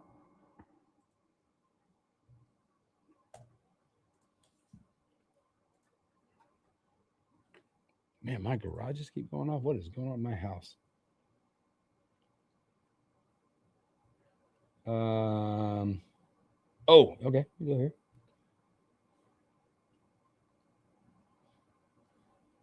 Oh man, Bubba Watson 4 over through 8. Oh, Bubba. Oh, Bubba. Let's see. McRae's got it in red figures. Batia and Nord in red figures. Bryson level par still. Schauffele made bogey. He's back. Checking our boy Poitengard or whatever his name is. Poitgear. Poitgear. Oh, he made a par on 10. Bogey 11. He's at 9 over par. Cabrera, past champion, 5 over through 10. Keegan Bradley, rough start too. That used to be Bubba White. Keegan Bradley, 4 over through 7. Mm-hmm. I think that amateur must. No, that's not. Which amateur is playing with Roy? What hole is Roy on? He just finished 2. No, well, it hadn't flipped on my side. What is he? No. Holy Christmas! There's boards flipping all over the place. Let me refresh this board.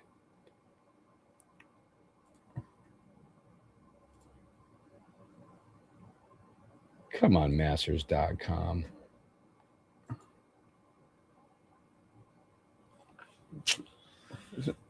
Are you seeing this Rory standing over this ball that's right on the lip? No, I got to go back to watch. He tried to put his shadow over it to make it fall. Oh yeah, dude, halfway hanging over. Was it for birdie? Yeah, probably. Come on, Shadow Man. He's playing with. I'm gonna look at that.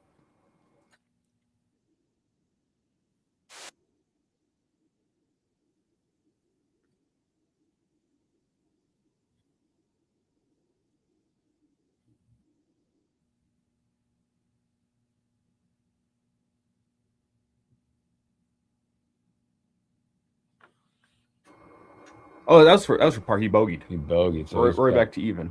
That is through 3, I guess. So that Hal character that they're playing with, he went par. All right, good start, Rook. Coming back here.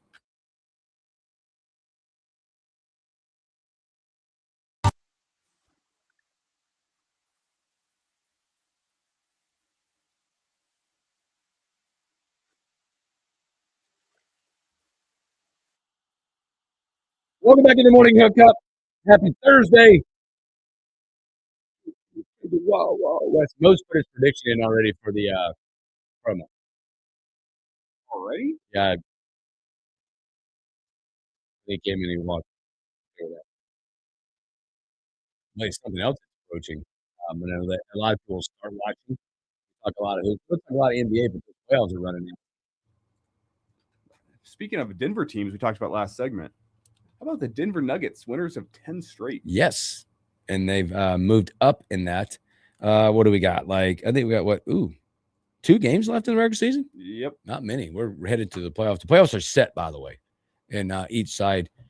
Interesting teams as you start looking at teams and what the play-in situation looks like. You look out west, Phoenix, the Clippers, Portland, Golden State. I don't want to say barely creeping in because the tank jobs down there, but Golden State, the 10 spot. Well, we do know the 3 teams in the West that will be in the play-in. We don't necessarily know the order because the Blazers can still jump the Clippers, but it will be the Clippers, Blazers, and Warriors in the play-in with the right to go play the Thunder. Woof. OKC, obviously 3-game lead. They're in San Antonio, Denver. As I said, Denver jumped over the Lakers, who are really in a bad spot with their injuries. They've lost 3 straight now. They could still, if the Nuggets lose their last 2 and the Lakers win their last 2, they could still jump them, but doesn't look that way with Reeves and Luka out. No, the Nuggets, they do play the 1 and 2 seed in the West to close the season. They have the Thunder and then they have the Spurs. So there is the possibility the Nuggets could go 0-2. We shall see. The Lakers would have to win out. Is that possible? Who they got? Yes, it is. The Lakers are playing against the Warriors, the Suns, and the Jazz. So that is still possible. It's possible, but not with what they got going on. Anyway, but it would appear so the Thunder will likely play the winner of the play-in series with Clippers, Blazers, Warriors. The Spurs have locked up the fact that they're going to be playing the Suns. As it stands right now, the Nuggets would be playing the Timberwolves in the first round, and the Lakers would be playing the Rockets. Oh, what a series! Nuggets, T-Wolves? Nuggets, T-Wolves, great. Lakers, Rockets is a lot of fun, too. Yes. Whew. KD, LeBron. Mm-hmm. I think Spurs should go wipe the table with the Suns. You would think so. Thunder should, whoever they play in the play-in. Won't matter. I don't think it'll matter. But Nuggets, T-Wolves would be a lot of fun. Lakers, Rockets would be a lot of fun over in the West. How about in the East? But there's only one team in the play-in situation. There is five teams that are within 2 games of each other to decide in the playoffs or in the play-in situation. Yeah. Hawks, Raptors, Magic, Sixers, Hornets, and Heat all could still end up in that play-in. The difference, so wild. The Hawks currently 5th in the East, 45-35. Mm-hmm. The Heat currently in 10th in the East, 41-38. That's the 4-game separation, man. That is incredible. When you look between 9 and 5, Hawks 45-35, the Hornets 43-37. That's the difference between 5 and 9 right now in the East. Pistons, I believe, have locked up the 1 seed. They are. Yep, they're done. Pistons, Boston, still a chance because they both have 3 games left. Don't know how that situation looks, but Boston right now 2, New York 3, Cleveland 4, and that's in the mix. They're all clinched in that side. I'd venture to say it will be Pistons in the 1 spot, Celtics in the 2 spot.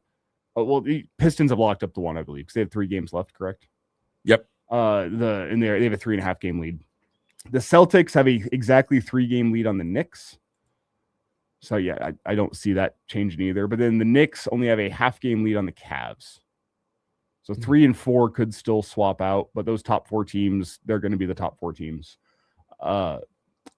As it stands, I think there's only 3 teams out of the East that I would take to make a run to the finals. Pistons, Celtics, Knicks. Is there a better story in the NBA than the Boston Celtics? Coming into it, a lot of people giving them, this is a gap year. The Tatum injury. This is a gap year, right? Like we're going to take one off. I think their over-under in the beginning of the season was like maybe 40 wins, 40-something wins. They've eclipsed 50. I know they're closer to expectations, but the Pistons being the 1 seed in the East is a great story. That is a how many years in the making story? 20 years since they've been good. 25 years since they've been good. I'm personally rooting for the Pistons out of the East. I don't know. I think they might be a year away. There is playoff experience is huge in the NBA. Oh, it's not enormous. And there's practically none on that Pistons roster. So we'll see. Having the 1 seed's a huge advantage. Because they don't know who they match up with yet because they don't have. As it stands right now, Sixers, Hornets, or Heat, but that's all very subject to change. There's an overwhelming favorite. You just mentioned the teams. Overwhelming favorite to repeat again is it's Oklahoma City. And you mentioned that. What was the team? The couple teams you felt good about? The Celtics. How about they got the second best? They're tied for the second best odds with the Spurs. I believe that at plus 500. Your Nuggets check in at plus 800, and then you get into hodgepodge of the East. Cavs, Knicks, Pistons, all plus 1,400 to plus 2,000. Feels like it's a Western Conference winner anyway. Yeah, and the Western Conference, pretty wide open. I know the Thunder are at the top, but the Spurs with Wemby, the Nuggets are playing great basketball right now. As it's talked about earlier, winners of 10 straight. Lakers, if they get Luka back to health, they become dangerous because Luka Doncic, whenever he's on a heater, can go beat anybody. The Rockets have Kevin Durant and a really talented roster around him. I mean, I'm not going to bet against Anthony Edwards and the T-Wolves. Anthony Edwards is a gamer, especially once the postseason shows up. Feels like he's good for a 40-piece a couple times a series. I mean, the top 6 seeds, I would not be surprised to see any of them in the Western Conference Finals. I'll go as far as to say that. I think there would be some surprises. I'd be surprised to see the Rockets in the finals. I'd be surprised to see the Lakers in the finals, surprised to see the T-Wolves in the finals. But all those teams are good enough to go make a Western Conference Finals type run. Shane throws out there, Wemby needs 20 minutes in one more game to hit 65 and be eligible for the NBA awards. That's a bit of hot topic of the stars that are missing out based on the games played and for NBA awards. I just think I'll add to this. I like the fact there's a threshold. I think 65 is a high threshold. It's a lot of games. It's only, 17 missed games? It's a lot of games. Maybe lower it down to 57. 50. Yeah, 57. 25 games missed. 57 to be a good threshold. Does that show you or make you believe that they don't really care about the awards? Ultimately, this is about championships. Load management, be healthy as you can be. The only award that matters is MVP. Yeah. That's the only award that I don't think the scoring title anymore or defensive player of the year. No. Get it for people. Do it for people. MVPs and be called an MVP, I think, is the one. Yeah. And that's Shea's award this year. He's in a mode where he could just win multiples. I hate the game of basketball that SGA plays. Hate it. But you got to recognize the greatness, right? I hate having to balance those two things. That he plays a gross and unethical style of play, but he's great at what he does. And the Thunder are not the number one team in the West without SGA. I hate balancing that. And what's amazing when you look at overall stats, I'm looking at like all the regular season stats. And what you're talking about, his style of play, it only pops in one category. Scoring. But man, does he put up points? Because Luka, it looks like Luka will probably, and even being out, will be the scoring tags at 33.5. Shea 31.1. Ant-Man 28.9. But then you go back and look at Jokic, man. Quietly going to average a triple-double again this year. Quietly. That's the most amazing. Quietly. 27.8 points. We'll round up to we said 12.9 rebounds, 13. Essentially, if you round up. Yeah, just round. Because he's within 0.2 points on all of them. 28 points, 13 rebounds, 11 assists. Across 35 minutes a game. And again, you said quiet. Quiet. No one's talking about that. It used to be triple-doubles used to be a big deal. And to average a triple-double. Average. Not many people in history. What, Oscar Robertson, Russell Westbrook, Nikola Jokic? Yes. Is that the 3? I think that's the 3. Amazing we're talking about somebody quietly averaging a triple-double again. For the second consecutive year. And he didn't win MVP last year. He's not going to win MVP this year. Kind of looks like it's also flipped on its head a little bit. It looks like leading the charge for Rookie of the Year is Cooper Flagg back into that mix. He was battling a former teammate in Kneppel. Which Colin Kneppel's been fantastic. How many threes he's made this year? He's stepped in and he's become one of the best three-point shooters in the NBA in his rookie season. He's made 268 threes this year. That's a rookie record, I believe, right? Yeah. That leads, when you look at guys that shoot the 3, LaMelo Ball, his teammate, by the way, 261. Luka, 254. Alexander Walker from the Hawks, 248. Jamal Murray, there you go, 245. But he 268 threes this year. Yeah. But Cooper Flagg, 21, 6 and 5. Pretty good for a rookie campaign. Pretty good. And it took him a little bit to figure some things out. What iced this, if it wasn't already iced before, 51 points against the Magic last week, followed up with a 45-point performance against the Lakers. It took him a little bit, but he has figured out how to go out and play successfully in the NBA game. That guy's going to be a star for a long time. Now, I still have some hard feelings that the Mavs won the lottery in the first place. That still feels a little conspiracy theory-esque to me. I'm with you. But they got a guy who's going to be an all-star for a long time. A long time. But it's always the question with those players is what would they do to assist him within that? I mean, to get to the next level. They could assist him or they could trade him away for an aging superstar. Yeah. If I'm the Mavs, I'm looking hard.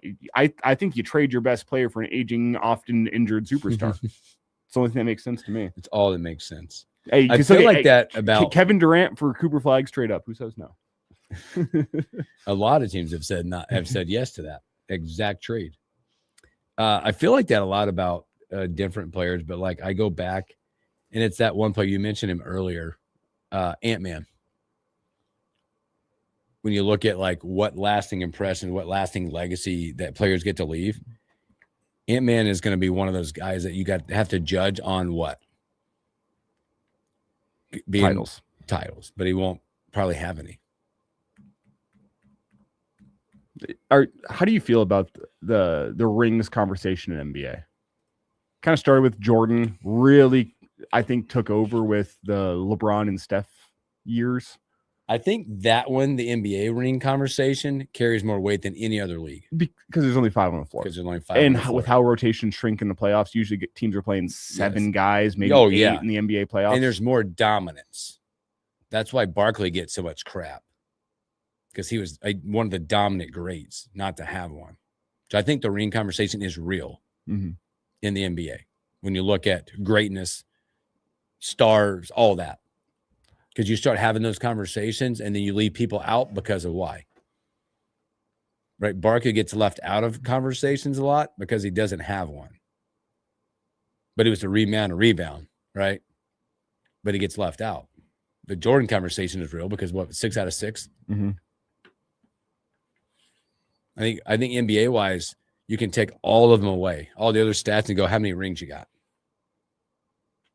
And those are the guys that are get up in the order. Right or wrong. I think it was right massive. or wrong. That's how we talk about the NBA. It is. I think it was a massive. Like, think about the different conversations around Kobe Bryant when he got to 5. Right? Did he get 5? It was 5. 4 to 5 was elite conversations. All of a sudden, he was an elite player, but now he's an elite great because he's got a full hand of them. Yeah, and you talk about. I mean, I know it's well known. I'm a Nuggets fan. I'm a Jokic fan. You can't put him in the greatest of all time list because he's only got 1 right now. Yep. The stats wise, he is an all-time great. All-time great. Absolutely. Rings wise, just 1. If you finish your career with just 1, you're an all-time very, very good player. You're not an all-time great. Yep. So, last thing I want to ask you here about the NBA before we take a break. It feels like the interest level in the NBA is, at least in my lifetime, at an all-time low. People don't care about the regular season. Is there going to be a point where you're going to start tuning in and watching the NBA on a night-to-night basis once the playoffs get rolling? I won't. And that's me. I've never been an ultimate super uber. I was back in the day in the older Laker teams and the Bulls teams. I just don't have an appetite for it anymore. It really, honestly, if you put it in front of me, like if you want to tell me now, like you get to watch the NBA finals or the Stanley Cup finals, I'm going Stanley Cup. And it flipped after the what was it, like the 5-year LeBron v Steph battles? Yes. Those were must-see TV. Ever since then? Well, the NBA needs to have Slay the Dragon stories. And that's what you're talking about. The Cleveland Steph stuff. But I don't know what that story is now. And the NBA to me is a story. Because that's the way they do it. They portray it as a story to me. the NBA to me has become, oh boy, I don't know what to say. Like it's so they all like each other. You don't have that. Well, and the game is also, I think one of the issues with the NBA, how they market themselves right now, is as a result of the Steph and LeBron years, they became a league that, as opposed to marketing teams, they started marketing superstars. Yep. That's why you don't hear about the Pistons this year. They're not, no it's true not superstars. No true superstars. How much did you see Giannis in the news? Why? The Bucks are not good this year. Why is Giannis in the news as much as he is? Because he's a big time star that's got a story within his own organization that is controversial. Yeah, folks talking Luka and LeBron. Well, they're not even Lakers really, are just all right. They are like you'd even say like the Pistons for sure, but I think they're talking about the Spurs. Well, they're talking about Wemby. Yes, it's Wemby. But you're right. They've marketed that star. And Silver said it himself. He thinks the NBA is a highlight league now, not a game-driven league anymore, which you're never going to find success. I don't like it if your league is based on highlights. But I've always gone with it and said, all right, if it wasn't this, I used to put like, I do this a lot with, I do this a lot with my kids and having conversations, whether it be business, whatever, would you rather conversations. And the NBA is one of those that I have. Would you rather? And I put something up beside it, and it's always choosing the other. And locally, for us, it's great because there's opportunities ahead of us with baseball and softball making some runs to be the other. And yeah, but again, I also think the NBA, there are great fans, and that's what they love to do and love to watch. Yeah. But I think NBA fans are different than college athletic fans. Right? It's the same separation that we talk about here in Lincoln. There are volleyball fans, basketball fans, and football fans, and a lot of that doesn't cross. And they're different dynamic, different demos. That's the NBA. To answer my own question, and I'm probably even in the minority here, I will start caring about the NBA and watching games among teams that I am not, like, I don't have a vested interest in midway through the conference finals, which is a problem. That's a problem for the NBA. It is. You can't have an 82 game season that people don't start caring about until midway through the conference finals with less than a month left in the playoffs. Well, and I think the NBA also has become, for the casual fan, a championship watch. Yep. That's it. Yep. That's it. I'll go to a game. I went to a Clippers game when I took the boys out to LA. Cool experience. But there's those kids, I'll watch the championship. That's when it'll be real. That's the only time I'll watch it. There's a lot of NBA guys and people like that. So, all right, let's take a break. And we come back, stories that we missed.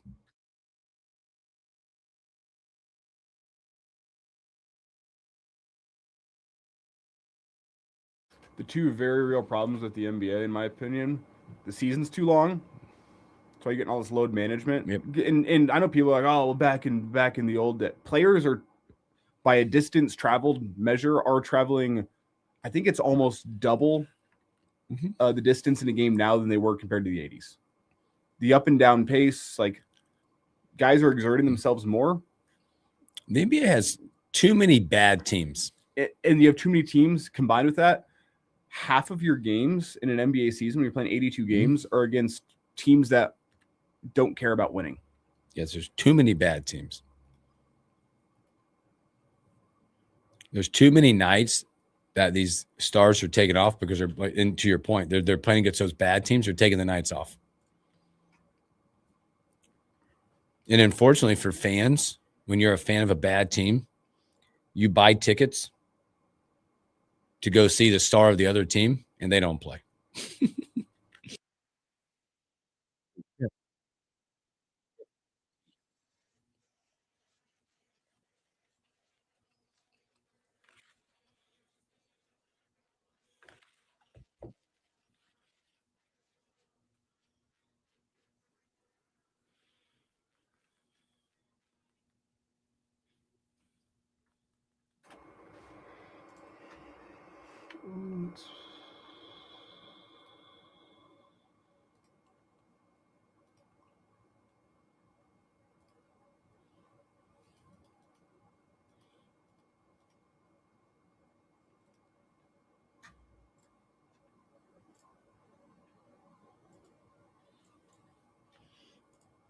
This amateur in the Rory group is playing. Yeah, he's been all right. He's +2 now, I think. Feels like he's playing for an amateur a pretty smart game, though. I wonder how much conversations. I always wonder what the conversations are like if there's a talkative group with an amateur in it. How much you're learning? Yeah.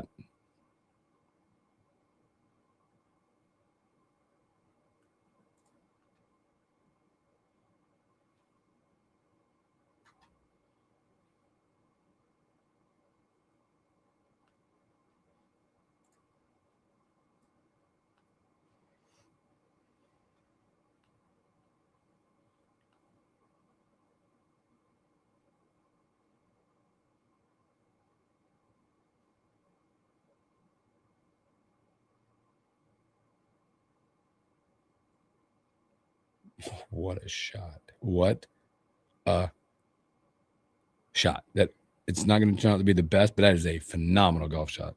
By who? Rory. I think we're watching different broadcasts. Who's hitting now for you?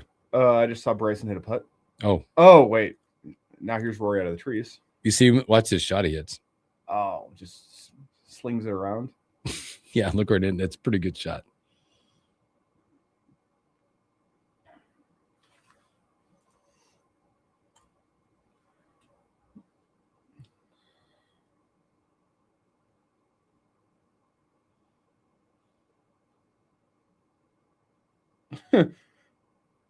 Just got a random picture sent in the family group chat from my dad's girlfriend. It's my dad ripping down a whole bunch of wallpaper out of his house.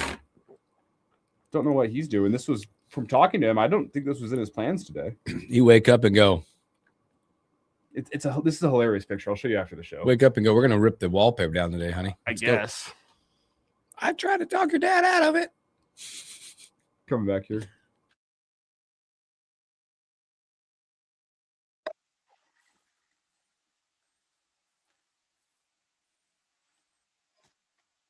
Welcome back to the morning hookup.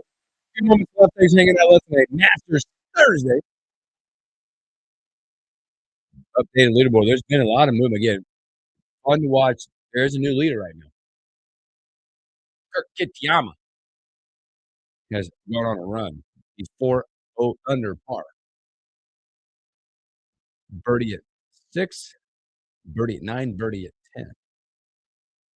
That'll do it. That'll do it with a good shot there. Patrick Reed still at 3, Fleetwood at 3. How about the ageless Jose Maria Olazabal? He's 2 under through 13. Sammy Burns sitting there at 2. Campbell off to a good start at 2 under. Guys that are just kind of struggling on the golf course a little bit. Not struggling. Hey, your boy Morikawa. Even par through 5.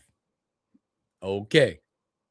It's fine. That's happy signs right now. I mean, I feel like in your eyes, where do you need to be after Friday to be in contention on Sunday? First page of the leaderboard. That's it. 3 to 4 under. Yeah. I mean, it depends on where the leader's at, but this thing is Sunday. Saturday moving day, Sunday back 9. Yeah. I feel like if you can be a few strokes under par, and again, sometimes condition wise, it doesn't always end up like this, but with what I see, conditions, it's going to be warm, it's going to be dry, it's going to be pretty firm on the course. And I'm looking at that 4 under-ish number. If you're there by the end of the day on Friday, you're in contention to go make a run on the weekend. And I want to say, I don't know the stat. I know that Roy McIlroy, by the way, again, he won it, his 11th trip to the Masters. He never shot better than 71 on opening day. Okay. Go back and look at the Tiger runs. They plotted the golf course day 1. Then they went after it from there. Also, I know there's a stat that I need to find the stat, but where the winner comes from at every Masters. I want to say there's a again, and it goes without saying, but I think it's in the final 3 groups is where the ultimate winner comes from at the Masters. Mm-hmm. There's late charges all the time.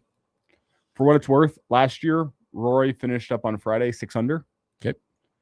DeChambeau is 7 under. Dustin Rose is 8 under. After round 1, you remember where Rory was last year? I mean, what did he shot? 71, I think. 72. Like, he's never been better than 71 in an opening round. Mm-hmm. To go back to 2024, which was, let's see, that was Scotty, right? Scotty, you won it. Yep. Post round 2, Scotty 6 under. So you got the number somewhere around there. I mean, you know.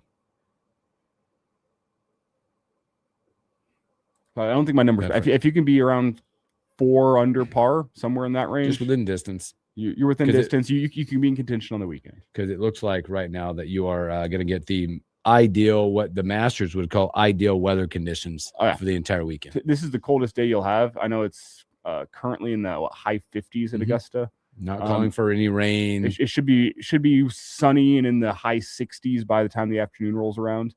And then by the time the weekend hits, Saturday, Sunday, you're going to be low 80s. Sunny. It's going to be beautiful. Dry, firm conditions. It's going to be beautiful. Golfers conditions. Yep. So, should we do a few stories that we missed? I don't know if I have any, but let's. I got one. Roll. The stories we miss. The morning hookup. We talk a lot about dollars and cents, NIL, rev share stuff. How about Major League Baseball? The average salary rose over 3.4% on opening day to a record average Major League Baseball salary, $5.34 million. I didn't necessarily. You heard this growing up. It's just. It's by the way. It's the Mets now top spending of the season start for the 4th straight year. The Mets with 0 results. I remember hearing this growing up. If you can go pro in any sport, people would say baseball. I was going to be like, 160 whatever games in a season. I mean, 6 months of your year is consumed by the season. Like, I don't know if that's what you want to do. And the older you get, you go, okay, it's not as difficult on your body. Yeah, sometimes you take a 98-mile-an-hour fastball to the face, but, other than that, like, usually not many long-term lasting injuries. How many baseball players do you see still moving around great in their 70s? There's great money to be made in baseball. The average salary being that high. Like, if you're an MLBer, it's a good spot to be as a professional athlete. And it's not just coming from the top. We always look at the top. There are now 8 teams that were under 100 million. There's 3 more that are not. There's only 5 now under 100 million. So some of the bottom teams are coming up, spending not a lot, but they're spending more. Let me guess here on the 5. I don't even know. Let me look. Does it show? It's got to be the A's. Sorry, I'm reading the article just a second ago. I bet you can find the list. I can find the list here. That Spot Track has a really good one. Is it Sport Track? Sport Track, yeah. Yeah, they have a really good one. I would guess the bottom 5 would be A's, Orioles, Rockies, White Sox. Which team am I forgetting about? It's listing a lot of stats and figures in here. On mine. Apologize for that. I can go find payroll for you here. You better bring up the story and don't have all the information. Payroll. The teams below $100 million. Marlins. Oh. Cleveland. Huh. Wow, that's surprising. Tampa Bay. The White Sox and the Athletics. There you go.